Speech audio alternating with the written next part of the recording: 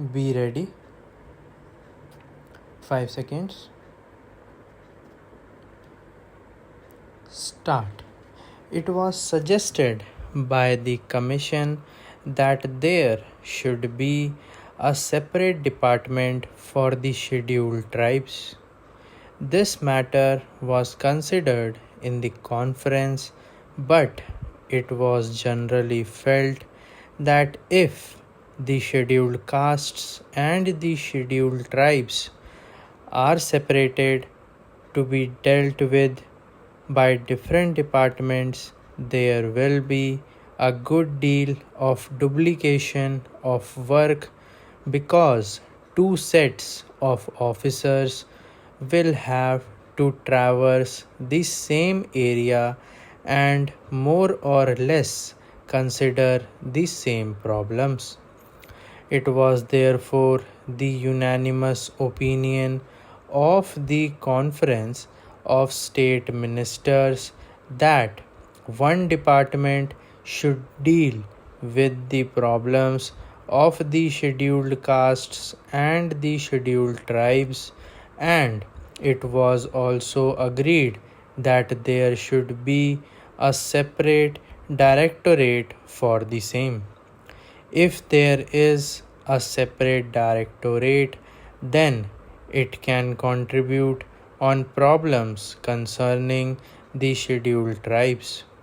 It was also suggested that this directorate, which will have to be set up in all the states and especially in states where the population of the scheduled tribes exceeds 1 million, should also look after the work relating to the denotified and the nomadic tribes, in addition to, as I said, the work relating to the scheduled tribes. The conference was in favor of having tribes advisory councils to advise on the protection and development of the scheduled tribes and all the states and union territories, whether they have scheduled areas or not. The House, I am sure, is aware that there are scheduled areas and non scheduled areas. Even in non scheduled areas, a large number of scheduled tribes live, but for the special program, we have decided to concentrate on the scheduled areas first. I shall come to that point later on, but I am merely mentioning that the scheduled tribes live both in scheduled areas and in non scheduled areas. It was decided that wherever at present there is a combined reservation in the services for the scheduled castes and the scheduled tribes, separate percentages of reservation should be fixed by the state governments, and it was agreed that the state governments would instruct all local authorities like municipalities, panchayat samitis, zilla parishads, etc., to follow the policies laid down by them in regard to the representation of all scheduled tribes in the services. It was decided to have a small committee of officials from the tribal welfare department and the different departments at the state level to ensure coordination. The conference also agreed that there should be a section under the Chief Secretary for evaluation of the tribal welfare program. If all these and other decisions taken at the conference are implemented with speed, as it is hoped there will be considerable improvement of the conditions which exist at present.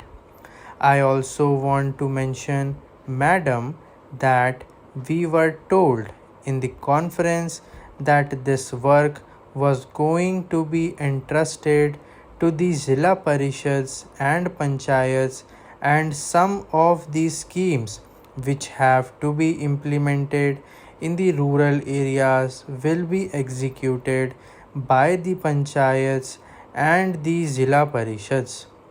Well, I welcome this suggestion, but I only wanted to caution the district authorities and the state governments not to leave everything to the Zilla Parishads and Panchayats and have no supervision and watch over their work.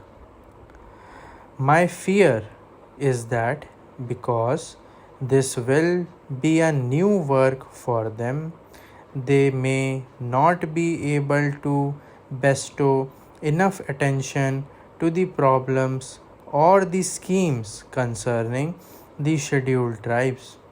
They will have many other things to do. So, it would be necessary that the district authorities should keep constant watch, and they should function as the friend and guide of the panchayats and the Zilla Parishads. Madam, there are two major schemes in respect of the scheduled tribes in the central sector of the program, which are controlled by the Ministry of Home Affairs and on which the entire expenditure is borne by the Government of India. These are the scheme of tribal development blocks and the scheme relating to promotion of cooperation among the scheduled tribes, particularly in the form of forest laborers, cooperative societies, and labor contract societies. The Ministry of Home Affairs appointed a special working group on cooperation about a year long, and its report is expected shortly. That group will make detailed recommendations regarding the organization and structure of the society and other matters pertaining to the cooperative movement in areas predominantly inhabited by the scheduled tribes. We hope that on the basis of the working group recommendations, it will be possible to energize and expand the cooperative movement in tribal areas, and that the cooperatives will become the effective instruments for promoting the economic development of those areas. The other program, which is major one and in which a great deal of interest is being evinced by the tribals themselves, is the program of tribal development blocks. The Commission have recommended that all tribal areas, whether they are scheduled areas or not, with the concentration of tribal population exceeding 50%, should be brought under the tribal blocks.